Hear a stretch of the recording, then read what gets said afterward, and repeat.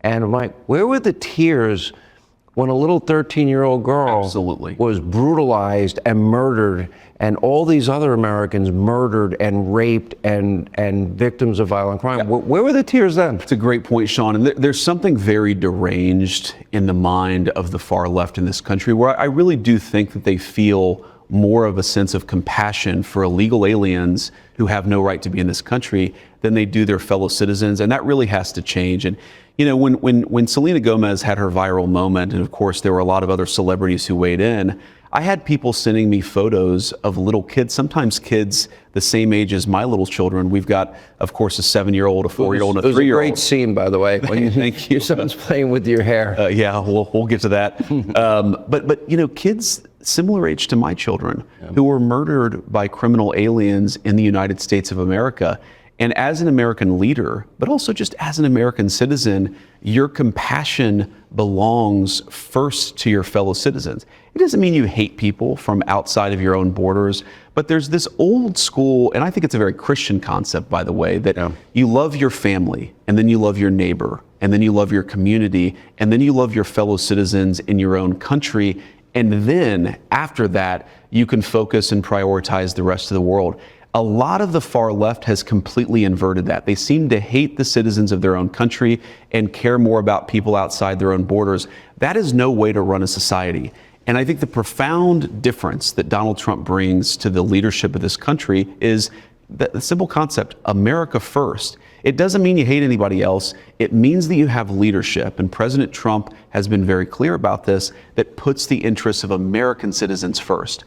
That was J.D. Vance, again, a few weeks ago on the Sean Hannity show. And he's talking about an idea in Western, particularly in Western Christianity, called the ordering of loves. And sometimes you might hear it in Latin, ordo amoris.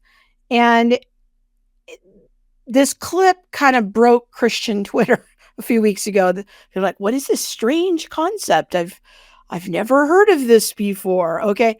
So it is a concept. It's not new. Vance didn't make it up. It is part of Western thought, probably through St. Augustine. Most scholars put it through that Western line. And so it would go through Catholicism more than likely. And then some Protestants have adopted it as well. But for the Christian, the question is, you know, is this a biblical idea? Is this a biblical concept? You know, even though I've never heard of it before, what is this? So I just want to give you like a really quick rundown of what this is. And I do think that there's a germ of a biblical idea here. And then I'm going to try to remember to circle back to the conversation, because the context of Vance's comments is related to immigration. And so I want to try to remember to tackle that at the end. Okay, so I'm going to share some scriptures with you so you can see it right on your screen. So the ordering of loves is really about, if I were to summarize it, it's about understanding and prioritizing your duties and responsibilities. Who am I responsible to love, and in what kind of hierarchy should I do that in? And so obviously the first level of the hierarchy is that of loving God. So in Mark chapter 12, Jesus says, love the Lord your God with all your heart, with all your soul, with all your mind, and with all your strength. The second commandment is this: love your neighbor as yourself. So if we're thinking about loving our neighbor, what we first must know is that it comes second to our love for God.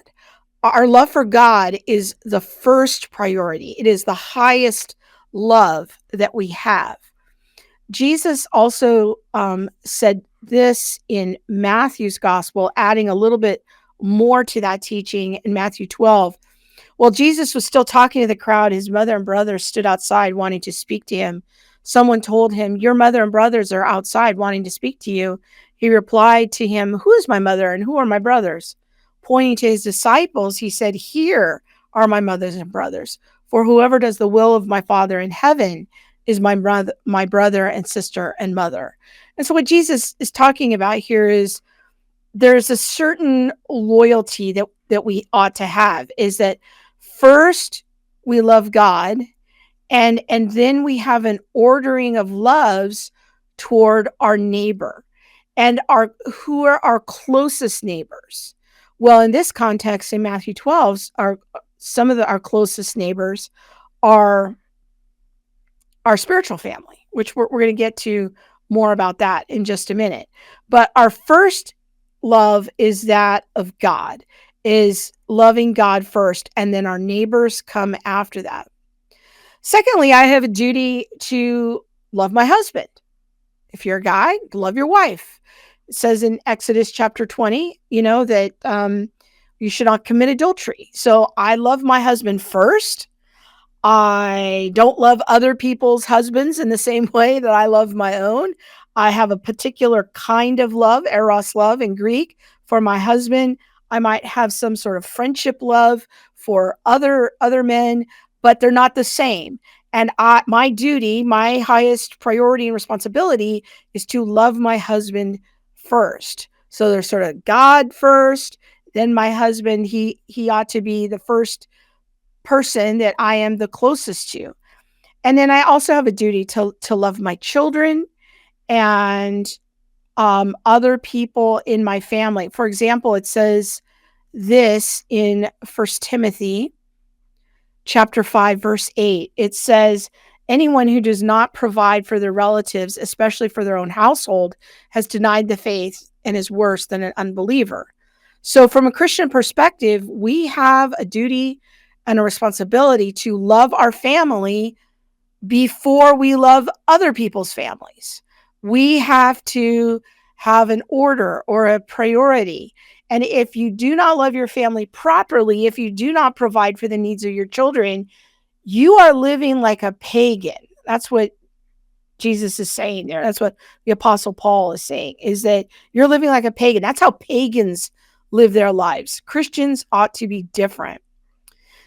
We also have a duty or responsibility to, in some cases, love our extended family, maybe our elderly parents or our grandparents. For example, in 1 Timothy 5, verse 4, it says, if a widow has children or grandchildren, these should learn, first of all, to put their religion into practice by caring for their own family and so repaying their parents and grandparents, for this is pleasing to the Lord. Again, we have, as Christians, an orientation toward loving our families first, loving our parents, loving our grandparents, loving our children. And this is what Vance is talking about, is the ordering of love. Now, I also have a responsibility to help love my brothers and sisters in the Lord. We saw some of Jesus's words about that earlier in Matthew's gospel. Galatians 6:10 says, therefore, we have the opportunity, let us do good to all people. It's good to do good, especially to those who belong to the family of believers. The household of faith comes first. I am looking for those people with needs who are in my local church or in my small group, the people that I know whose needs are great. We see in Paul's letters that he collects money from the churches in Asia Minor to bring down to the church in Jerusalem. If we have such a hard heart that there is no love in us toward our brothers and sisters in the Lord, that's also to live like a pagan. 1 John chapter 4, verse 20 says, whoever claims to love God and yet hates a brother or sister is a liar. For whoever does not love their brothers and sister whom they have seen cannot love God whom they have not seen. Again, the implicit inference here is that I am to love my spiritual family. I am trying to care for them. And if my heart is so calloused that I don't see them and I don't love them and I don't care about their needs at all, then I am living like a pagan. I am not living like a Christian person. In James chapter 1, it talks about a religion that loves orphans and widows. James 1:27 says, the religion that our Father accepts as pure and faultless is this, to look after widows and orphans in their distress. This is how we keep ourselves from being polluted by the world. So in our ordering of loves, we have God first, we have our spouse, we have our kids, we have our extended family, we have our spiritual family, we have the needs of widows and orphans who may be in our lives. According to the parable of the Good Samaritan, we also have a duty on some level to care for people who are in extreme need. Someone that I encounter as I'm going through my life, like the man on the road, he encounters the man who's been beat up, and he reaches out to him, even though he's technically part of a group that's a cultural enemy from him. He does what he can to try to save that man's life. I would also say that we have a duty and a responsibility to pray for our enemies, and to try to extend love and kindness toward our enemies. But we don't do all of these things in the same way and at the same time. It's not a sin for me to buy candy for my children, even if I don't buy candy for everyone else's children in the store. That's not a sin. There's an ordering of loves, there's an ordering of priorities, and there's an ordering of resources. Okay? So if we neglect the needs of our family, if our hearts are calloused toward a particular urgent need like the Good Samaritan, and we just do nothing, that's a reflection of how we have allowed our hearts to just not even care about our fellow man in a very basic way. You'll remember other scriptural teaching about the different kinds of loves in the Bible: agape love, which is unconditional, self-sacrificial love; friendship love, like phileo; natural family love, which is storge; eros love, which is sexual attraction. But we don't love everyone the same, in the same intensity, in the same way all the time. We have an ordering of duties and responsibilities. Okay. Another principle to consider is also proximity. Like in the parable of the Good Samaritan, there wasn't this situation where all the other Jews were shamed for not helping this in this situation, because it was just who was in proximity, who was the people that were walking by the side of the road and not helping the person in need. This principle of proximity and seeing something in your life as you come across it in the moment of that need. So the principle of proximity is also a concept within the ordering of loves. There's also another tension of generosity versus obligation. I would say we have more of a duty or obligation to our family to love them and provide for their needs, versus generosity or charity, which is something voluntary and not given under compulsion. And that's more of when we get into the realm of spiritual brothers and sisters and fellow churches, and that kind of a love is we're giving out of our resources and doing it in a generous way. Is it the same level of duty as providing for our children's needs or our parents' needs? I would say no. But that is another concept or tension within this idea of ordering of loves. Okay. The other thing to point out is that we can do multiple things at the same time. We can care for our children and our family and care for our aging parents, and at the same time support maybe a needy family in our local church, while also supporting the needs of Christians overseas. We can do all of these things at the same time, which doesn't mean we only do one and not the others. We have to find, balance and how God has blessed us and resourced us, and making sure that we're sharing all of those things.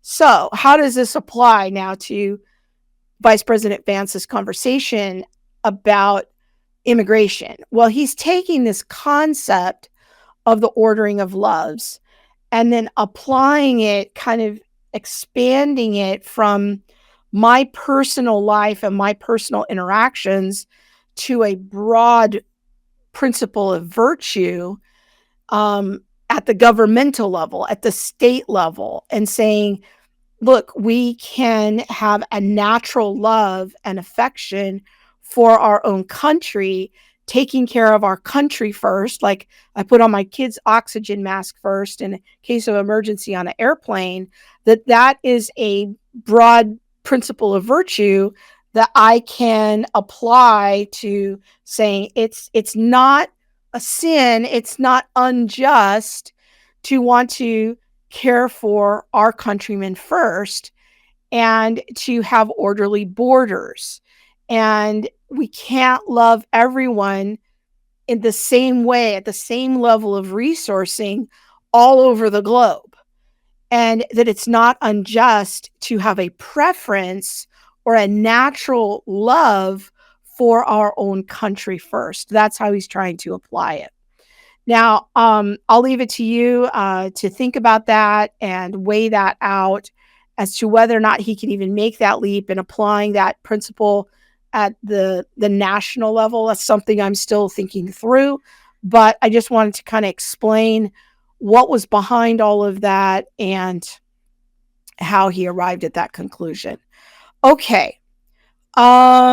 Susanna says our church adopted another church in Pasadena whose members lost their homes in the recent Eaton fire. That's a great example, very similar to what Paul was talking about in Corinthians. It's wonderful. TLT fam says, if this had not been framed as love, but rather maybe as whose needs do you attend to first, that might have hit people differently. Non-Christian worldview does not see what love is in a biblical way. That's possible, but it sure got people talking. All of a sudden, everyone's a theologian. Everyone's weighing in, and on this concept that is a fairly obscure concept in social theology or public theology. So I loved it. I loved it that people were jumping into the conversation. So Jenny says, I was thinking of the air mask analogy too. You put on your own, then you help your kids or the person next to you and those behind you. Yeah, and help the elderly person if they're on their own or whatever. And so it's that's the kind of principle of the ordering of loves. Okay. Elaine says, I think it matters on a personal level too, compared to what the government is obligated to. I agree. It's first on the personal level. I would say that it's primarily on the personal level when it comes to the biblical teaching, as I've just pointed out in all of these examples. But what Vance is doing is applying it at the national or governmental level.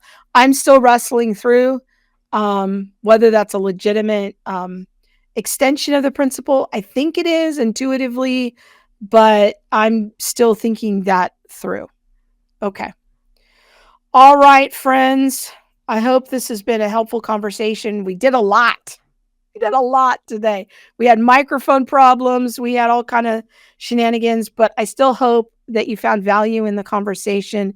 Thank you for your patience at the top of the show. I really appreciate it. And thanks for the engagement and the comments. That's always helpful.